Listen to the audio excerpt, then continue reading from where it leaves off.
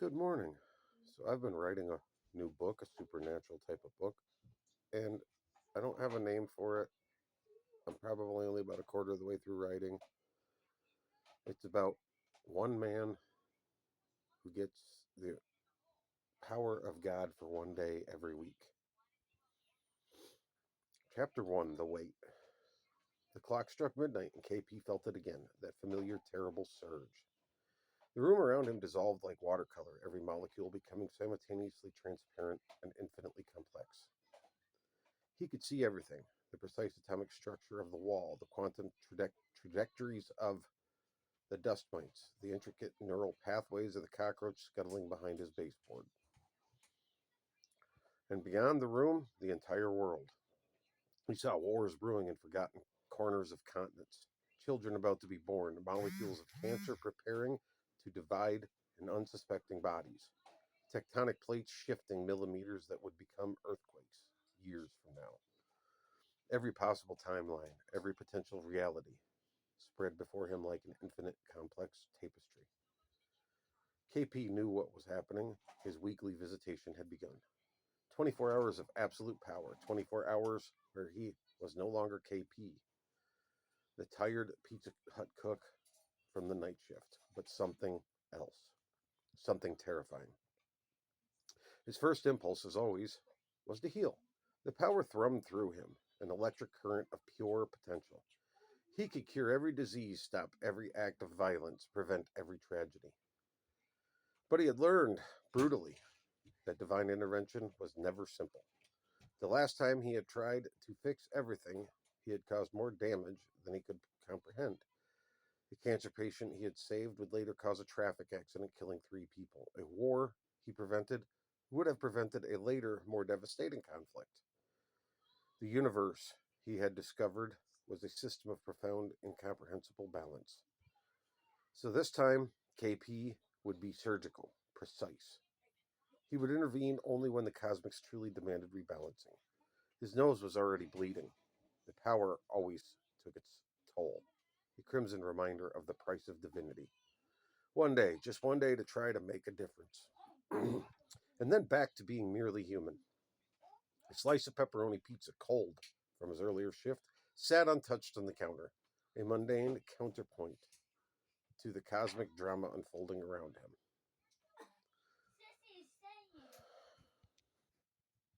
Bear with me, my kids are in the background. I am homeschooling them, and they're sitting on their computers, so you will hear them. Chapter 2, Shadows Before Redemption. The mustard stain sigils had long since faded from KP's walls, but some stains never truly disappeared. Dark magic wasn't a hobby, it was a weapon, a tool of vengeance that he'd wielded with a surgical precision and a demon's malevolence. Back then, every ritual was about control. Every incantation whispered a promise of superiority, a rising above the mundane world that had kept him trapped, overlooked, and insignificant. His rage was a living thing, a parasitic entity that consumed rational thought, transforming every perceived slight into a blood vendetta. The possession hadn't been a sudden invasion, but a gradual seduction. Each dark spell, each ritualistic act, pulling him deeper into an abyss of his own making. He remembered the target of his most visceral hatred. Not just a person, but a symbol of everything he believed was holding him back. The black candles, the carefully prepared herbs, the moment when the boundary between his will and something darker completely dissolved.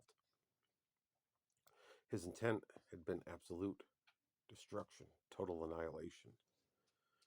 Now, with divine power coursing through him, the weight of the past actions felt different. Not just a memory, but a living judgment. Chapter 3, One Day a Week to Make Things Right. The Consuming Rage.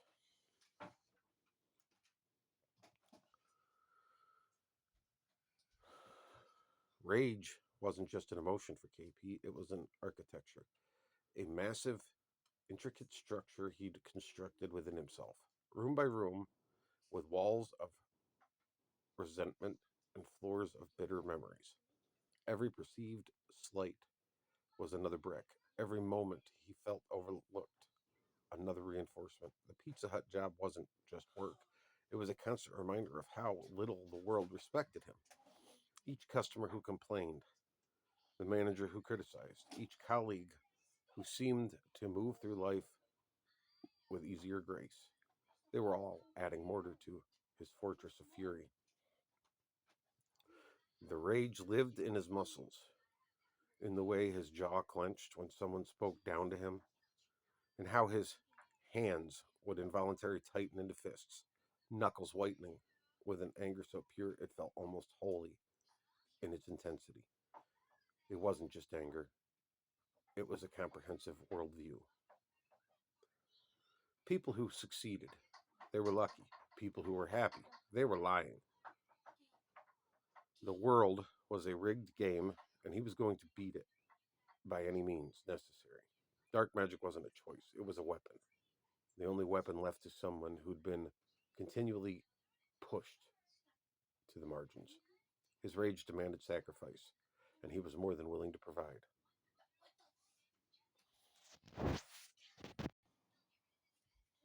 Chapter 4: The Quiet Cook. KP preferred the back of the kitchen, ovens, prep stations, and industrial fridges. These were his allies. Silence was his sanctuary. The other kitchen staff quickly learned to leave him alone. No small task, no jokes, just constant, precise movement, dough stretched, toppings measured, pizzas assembled with a mechanical efficiency that bordered on meditation. Jake from the day shift was different, always picking, always testing. Yo, KP, he called out, voice dripping with manufactured casualness. Heard you messed up another order last week. KP's hands would pause. Knuckles would whiten around the pizza cutter, but he said nothing. More came. Little jabs, subtle provocations. Bet you can't even handle the rush tonight. Heard the manager's gonna write you up. Someone's gonna have to carry your slack. Each word was a match held close to the kerosene of his old rage. But KP had learned to swallow, learned to contain. The pizza oven's heat was nothing compared to the fire he kept carefully locked inside.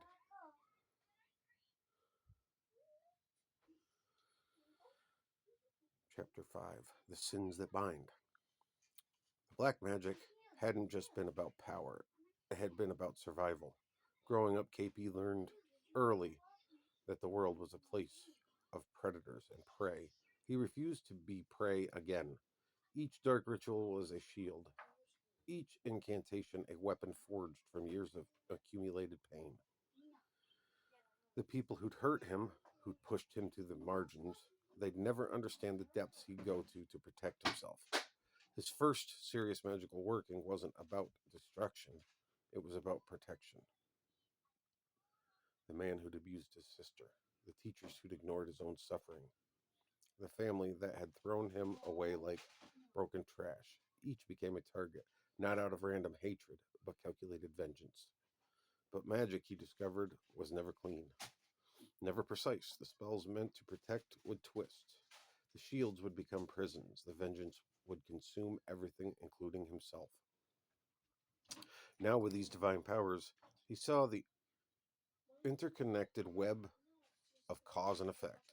Every dark working, every moment of rage, every desperate attempt to assert control, they were all threads in a massive, complex tapestry.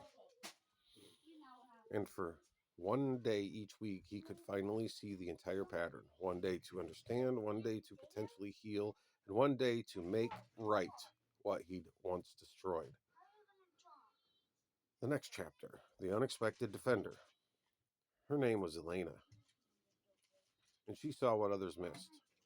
Working the front counter at Pizza Hut, she'd watched KP for months, not with romantic intentions, but with a predator's understanding of quiet intensity. When Jake and the other kitchen staff would start their subtle provocations, she'd intervene with a precision that shut down confrontations instantly. Jake, she'd say, her voice cutting through the kitchen noise like a razor, finish your side work or management will hear about it. Beautiful in a way that turned heads, tall, athletic, with eyes that seemed to look through people rather than at them.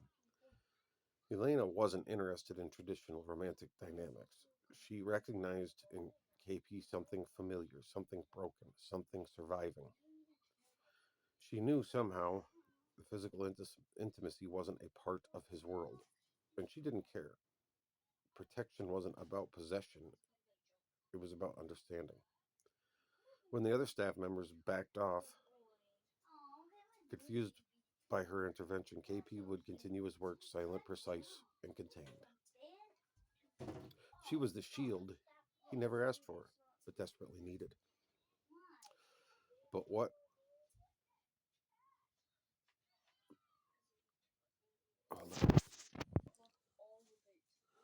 But was she saving him or protecting the others from the monster within him? Please forgive me for the noise in the background. I'm a busy person. And if you like what you've heard, let me know in the comments. Let me know your thoughts. And if you happen to be somebody who knows how to find a uh, good agency to help get me published, and you think it's a good story, please let me know. Send me the details. Send me your thoughts. And thank you for following along for the last few minutes. Excuse me. And I hope you enjoyed. If you want more, let me know. I've already been emailing this around, been saving it. Now I have it saved in another way, so I can hopefully get somewhere with this. I would like to publish this at some point. Thank you for following along and have a great and wonderful day.